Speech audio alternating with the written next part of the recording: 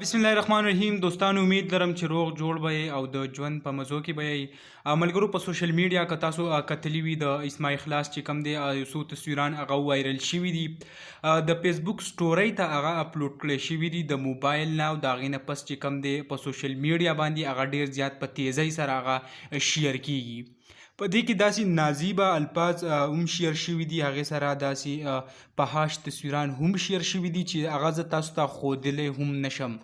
آیا واقع څه شوي ده او کوم قصه چې د هغه څه روانه ده نو په نن ویډیو کې زه تاسو ته هغه ښیم چې آیا څه قسمه تصویران هغه وایرل شوي کوم تصویران چې دي هغه تاسو کتی شئ په سکرین باندې داسې قسمه تصویران دي نه علاوه نور چې کوم تصویران وایرل شوي نو هغه زه نشم ښودی ځکه چې یو روژه ده او بل چې کوم دی هغه ښودل هم نه دي پکار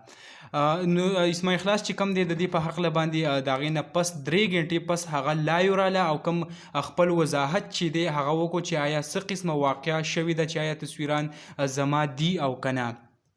د دې نه مخکې کم دی یو घंटा مخکې یو پوسټ هم هغې ورکړی او په هغې کې وایي چې انتهائی معذرت کے ساتھ میری فیس بک اسٹوری کی وجہ سے جس کی دل ہزاری ہوئی ہے ان سب سے معافی چاہتی ہوں میری فیس بک کو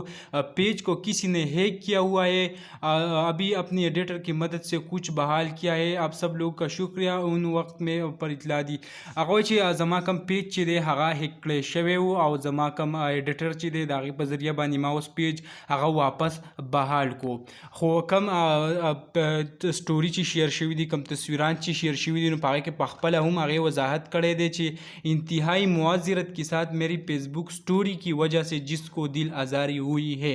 یعنی کم سوشل ورکر چې دي هغه اوس لګیا دي او هغه په دې باندې دا وایي چې آیا کم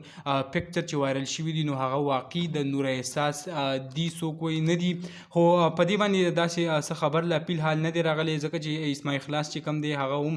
په دې باندې څه وضاحت د تصویرانو حوالې سره نه دی کړ البته دا یې ویلي دي کوم تصویران چې وایرل شوي دي نو په دې باندې تاسو ته ډېر تکلیف به در رسېدلی نو د دې نه زه تاسو نه بخښنه غواړم دا تصویر چې کوم دی هغه تاسو لیدی شئ د داسې تصویر چې کوم دی هغه وایرل شوی دی په دې کې هم ماسک لګېدلی دی او بل کوم وایرل تصویر چې دی زه تاسو ته ښیم نو هغه هم دا دی کوم په یو کمره کې یو روم کې چې کوم دی هغه تصویر هغه ایستلی کړی شوی دی نو زه تاسو ټولو ته دا ریکوست کوم آیا که تصویر وایرل شوی هم وي نو تاسو له هغه اوس دا نه دي کول پکار چې تاسو راوالی او هغه تصویران چې کوم دی هغه شیر کوئ اسماعیل اخلاص چې کوم دی په لایو ویډیو کې پوره وضاحت کړی دی تاسو ټول نه دا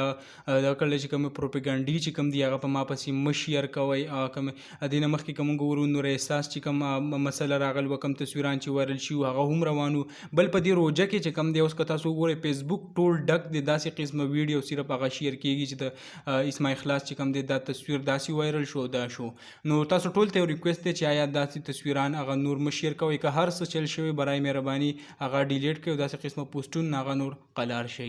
نو دغه ویډیو هغه هم تاسو سره شریک کړه امید لرم ویډیو به مو خوښه شوي که ویډیو مو خوښه شوي ویډیو لایک کړئ او که زموږ په چینل نوي یې چینل سبسکرایب کړئ د داسې نورو ویډیوګانو دپاره انشاءالله په بله ویډیو کې به ملاویږو د نن دپاره دا کافي وه د لوی الله په امان